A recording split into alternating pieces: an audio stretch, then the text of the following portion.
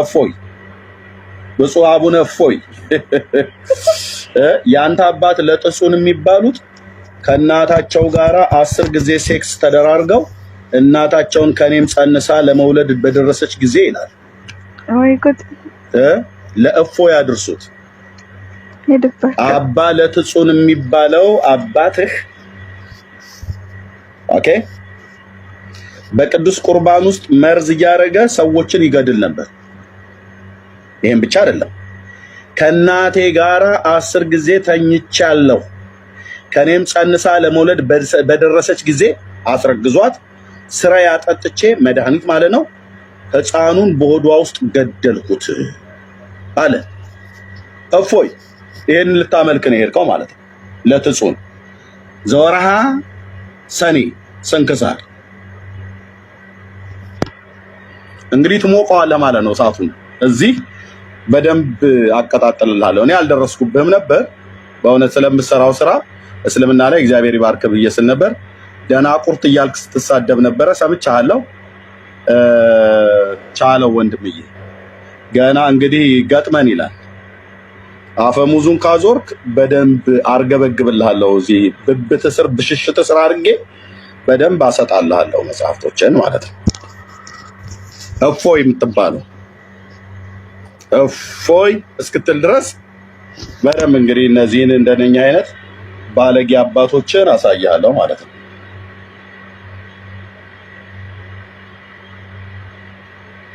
ኦኬ በቅዱስ ቁርባን ውስጥ መርዝ እያደረገ የሚገድል እናቱን 10 ጊዜ ተኝቻታለሁ ይላል። ከእናቴ ጋር 10 ጊዜ እናቱን ሴክስ ያደረገ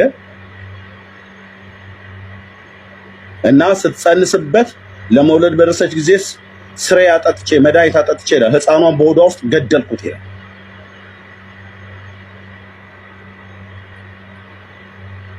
አቤት ዘወርሃ ነሐሴ ስንክሳር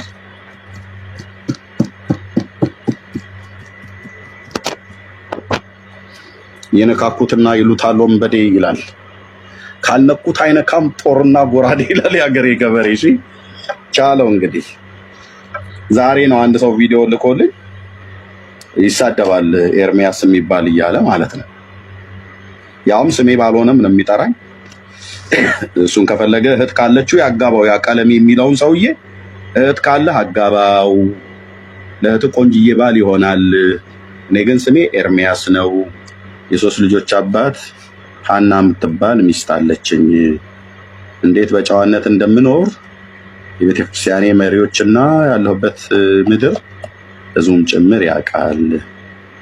በሰው ትዳር ላይ ማልገባ ማላወጣ ማላማግጥ ሳውረኝ። እሺ የብልግናህን ጥግ ሰምቼልሃለሁ፣ ግን የአባለ ፍጹን በረከት ይደርብህ ብሎሃል እላችሁ በሉት።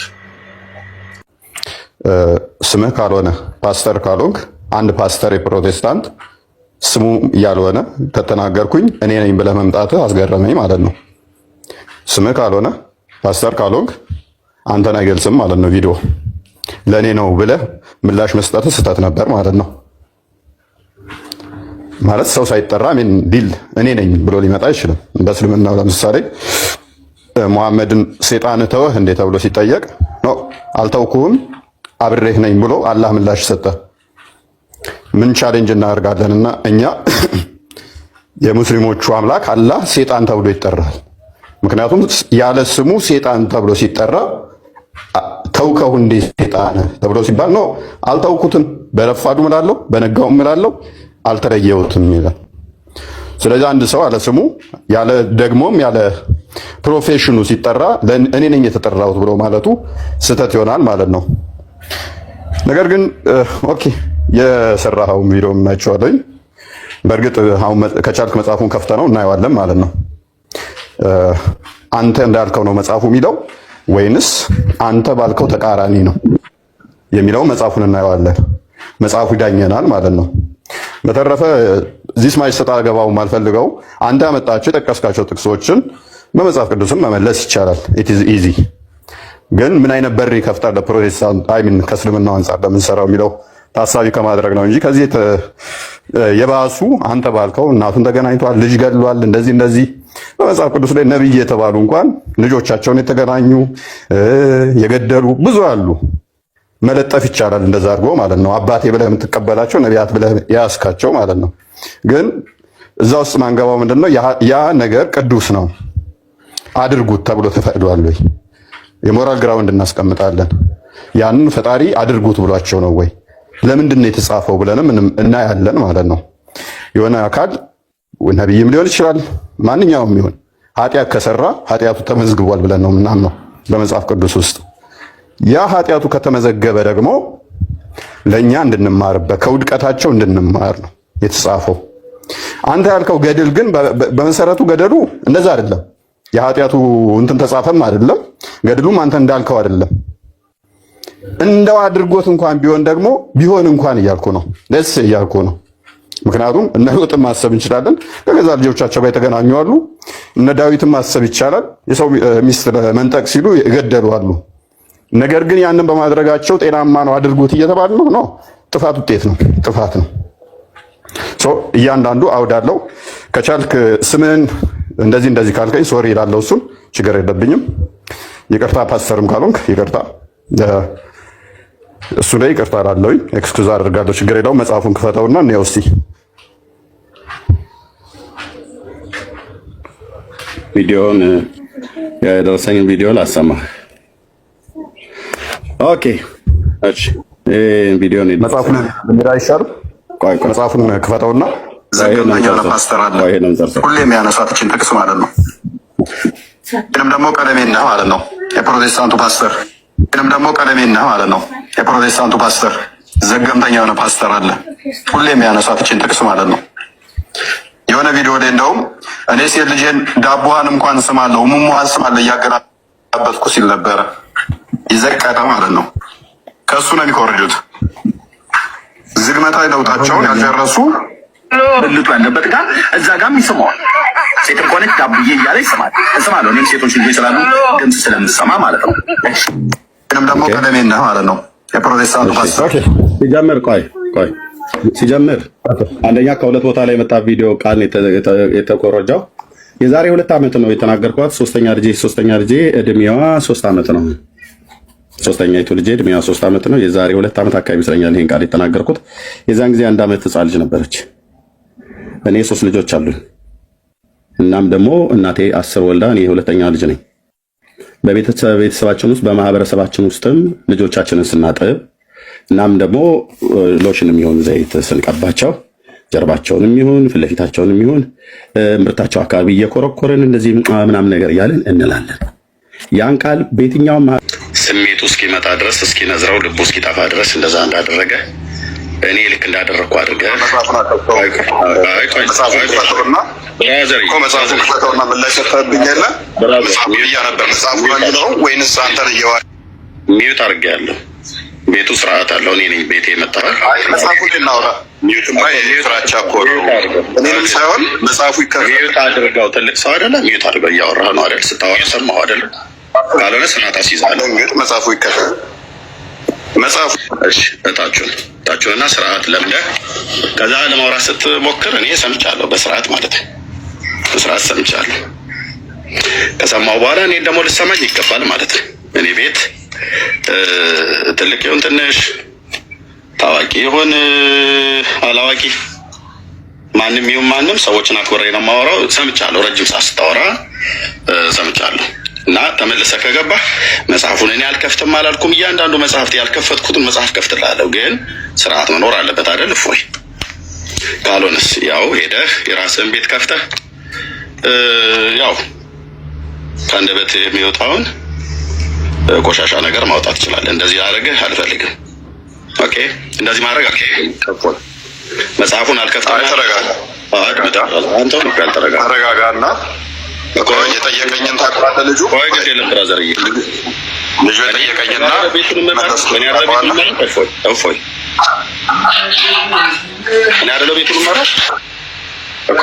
አሁን ወደ መረጃው ላሽ ደረሰው ብለህ አንተ አይደለም ቤቱን የምትመራው። አሁን ሚዩት አድርገውና ተቀመጥ። ቤቱን ያደለ መራው ትመራዋለህ እኮ ያ ማለት ግን እኔ ቁጭ ብዬ የሆነ ተረተረ ስርዓት ላስተምር ይመስለኛል። የተግባቦት ህግ ማለት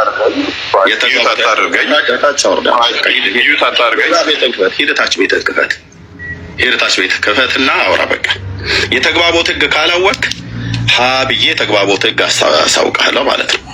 ምክንያቱም አንተው ራሱ ባዞርከው ዱላ እስኪ ነስርህ ድረስ መረጃዎችን እያወጣሁ እኔ ለአንተ ግብረ መልስ በክፉ ፈንታ ክፉን አልመልስም። ኦኬ፣ የተሳደብከውን ስድብ ሰምቻለሁ። በስድብ ፈንታ ስድብ አልመለስኩልህም። ኦኬ፣ በስድብ ፈንታ ስድብ አልመለስኩልህም። ለአባልህ ትጹን ብሎ የሚለውን የዘሆራ ሰኔ ስንክሳር መጽሐፍት ላይ ያለው መልሽልሃለሁ። እና አሁን ደምህ ፈልቶ ከሆነ የመጣው ትንሽ ሻወር ውሰድ፣ ውሃ ጠጣ እና ተረጋጋ። በሀገራችን ምንድነው ይሄ ፊት ፊት የታያደርስም እንደሚባለው አይነት ነገር እንዳይሆን፣ ካልሆነ ቤትን ገብተህ መወርወር ትችላለህ፣ የምትወረውረው ማለት ነው። እና አሁንም ለሶስተኛ ጊዜ ላስገባህ። ቤቱም በስርዓት እኔ ነኝ የምመራው። ቤቱን እኔ በስርዓት የምመራው። እፎይ ተረጋግተህ በቃ ተረጋግተህ ስጨርስ ታወራለህ። እስካሁን ተረጋግቻለሁ። ምንም ስጨርስ ታወራለህ። ታዲያ ብራዘር እኔ ሳወራ ለምንድን አንተም መጽሐፉን ብለህ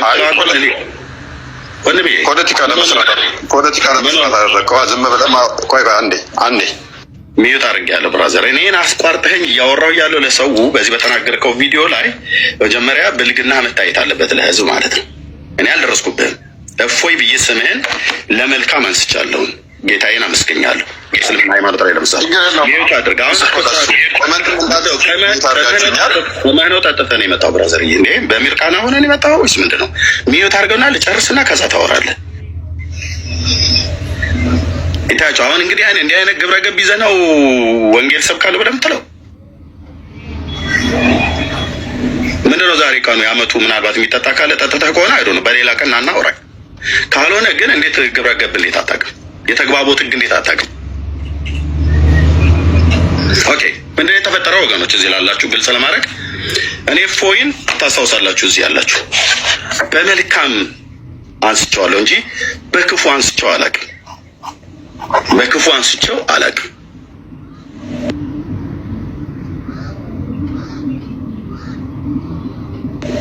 ላነሳውም አልችልም፣ ምክንያቱም አላውቅም።